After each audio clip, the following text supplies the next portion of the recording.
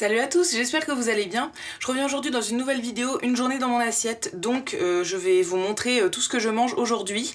Je vais le faire en format vlog parce que je trouve que c'est plus sympa. Vous m'excuserez avec ma tête démaquillée et ma croûte là qui veut pas partir, mais voilà, ça sera comme ça toute la journée, je suis désolée. Là il est 10 h, je me suis levée il y a un moment quand même, mais j'avais pas trop faim avant, donc je vais seulement petit déjeuner.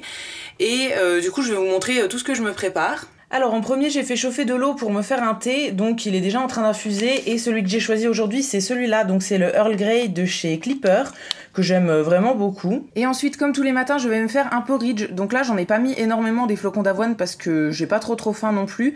Je vais rajouter un petit peu de cannelle et je vais faire ça avec du lait de soja, vous pouvez le faire avec n'importe quel lait mais moi je le fais avec celui-là. Je vous ai déjà montré la recette plein de fois dans toutes mes vidéos, c'est le petit déj que je prends depuis quasiment un an je pense. Donc voilà, ça n'a pas changé et c'est encore la même chose aujourd'hui.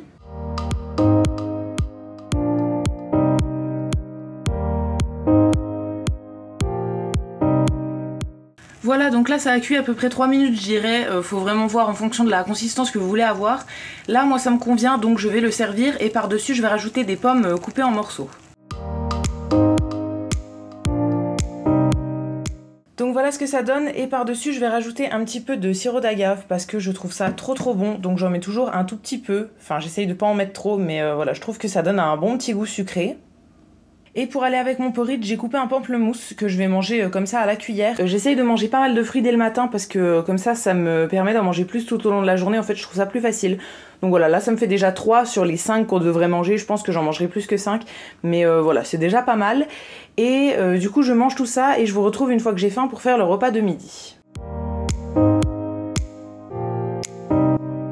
Je vous retrouve un peu plus tard, là il est 12h15 et je vais commencer à préparer le repas pour ce midi. J'ai pas trop faim pour le moment mais ça va être assez long donc voilà, je vais commencer maintenant. Je vais pas vous détailler toute la recette parce que c'est en fait je m'inspire d'une recette que j'avais mis dans mes archives Pinterest. Donc je vous mettrai la recette dans la barre d'infos si jamais ça vous intéresse, mais je vais changer quelques trucs. En fait c'est un hachis parmentier mais végétal que je vais faire. C'est à base de lentilles, il y a un confit d'échalotes que moi je vais transformer en confit d'oignons et échalotes parce que j'ai pas assez d'échalotes toute seule.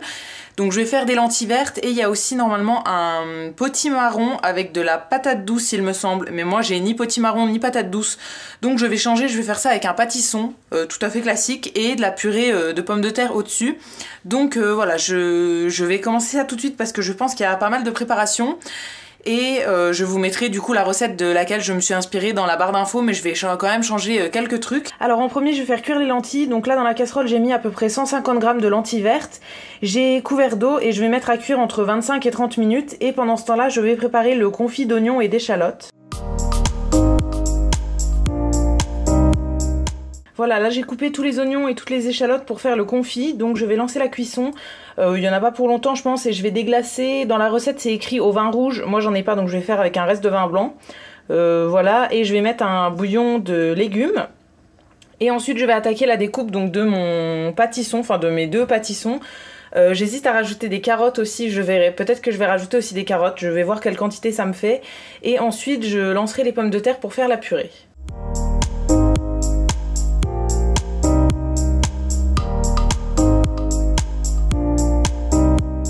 Alors là il y a les oignons qui cuisent depuis à peu près 10 minutes, un petit peu moins de 10 minutes, donc je vais ajouter une petite cuillère de bouillon de légumes mais en poudre.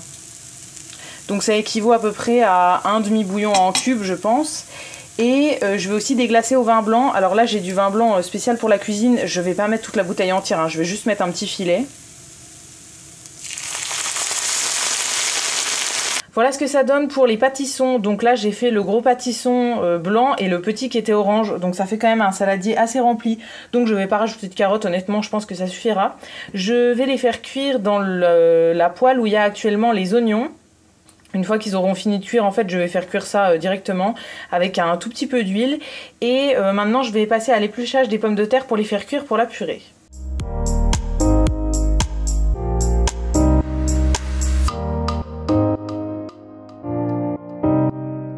Là j'ai fini d'éplucher et de couper les pommes de terre pour la purée. Finalement dans la recette il disait 400 g mais je trouve que ça faisait vraiment pas assez. Donc j'en ai rajouté, j'ai mis tout ce que j'avais, en fait j'avais 700 g en tout. Et donc là je vais couvrir d'eau et je vais faire cuire comme ça à la casserole. Je les fais pas cuire à la vapeur parce que tout simplement j'ai pas de quoi les faire cuire à la vapeur. Et en fait je vais les mixer après et je vais laisser l'eau de cuisson. Donc voilà, ça enlève pas tout ce qui part dans l'eau. En fait je la laisse après une fois que je mixe. Et au niveau des légumes, donc là ils sont en train de cuire, j'ai rajouté un petit peu d'eau pour la cuisson et je vais les laisser cuire une demi-heure je pense à peu près, jusqu'à ce qu'ils soient bien tendres pour pouvoir après les écraser et les mettre avec les lentilles. J'ai toutes mes préparations qui sont ici, donc en premier je vais commencer par écraser ce mélange là, donc c'est les pâtissons qui ont cuit. Je vais tout faire à l'écrase purée en fait, je vais pas m'embêter avec le mixeur. Ensuite je vais faire la purée, donc pareil toujours à l'écrase purée, je vais rajouter un peu de crème dedans je pense. Et ensuite je vais mettre les lentilles dans ce mélange là. Et après je ferai les couches dans mon plat directement pour aller au four.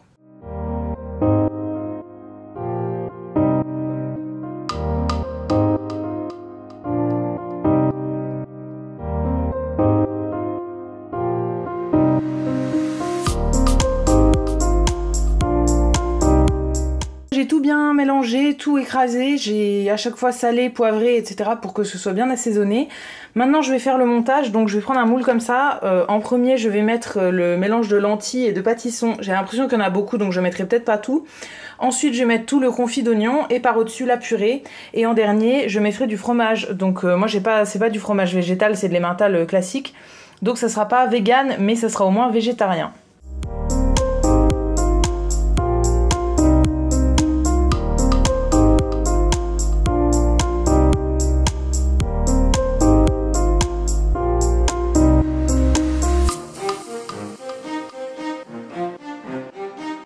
Donc voilà à quoi ça ressemble juste avant de cuire. Finalement j'ai rajouté un petit peu de lait dans la purée pour qu'elle soit plus facile à étaler.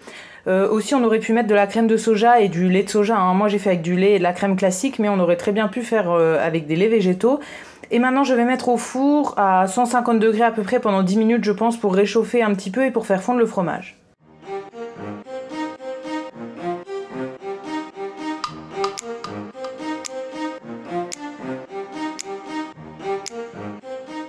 Voilà, c'est sorti du four. J'ai pas laissé le fromage griller trop parce que je préfère quand c'est fondant. Donc là, je me suis servi une petite part et j'ai fait une salade d'endives avec des graines de tournesol pour accompagner. Donc là il est quasiment 15h, je vais seulement manger mais du coup ça prend vraiment longtemps à faire. Moi j'ai vraiment pris mon temps et tout, c'est hyper long d'éplucher les légumes entre autres, et il y a plusieurs cuissons différentes etc. Donc si jamais vous voulez faire la recette, prévoyez du temps.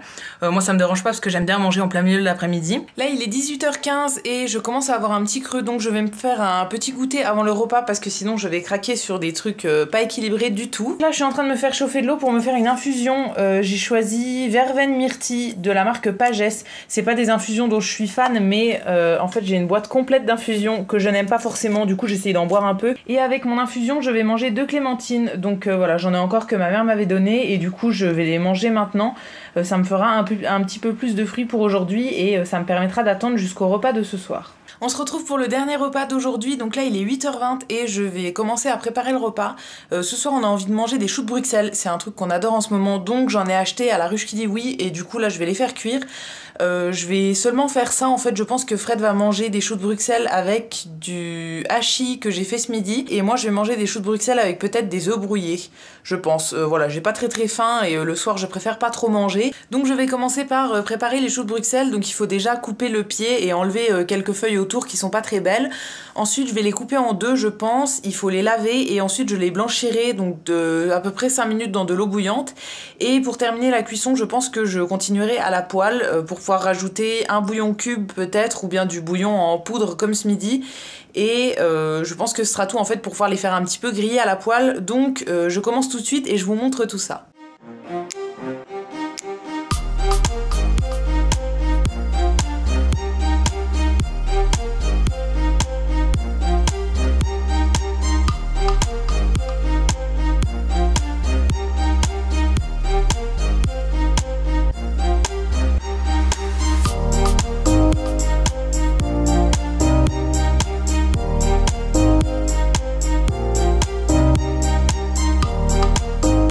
Voilà choux sont cuits, finalement je les ai fait revenir à peu près 10 minutes, un quart d'heure je pense dans la poêle et j'ai rajouté du bouillon en poudre. Et du coup là je vais me faire une omelette pour aller avec. Donc j'ai retrouvé des champignons, enfin j'ai retrouvé, je les avais pas oubliés, mais voilà, j'avais des champignons qui étaient déjà coupés dans le frigo. Donc je vais faire une omelette avec quelques petits champignons, je vais les faire cuire avant et après je rajouterai les 2 œufs que j'ai battus, vous avez vu ça juste avant.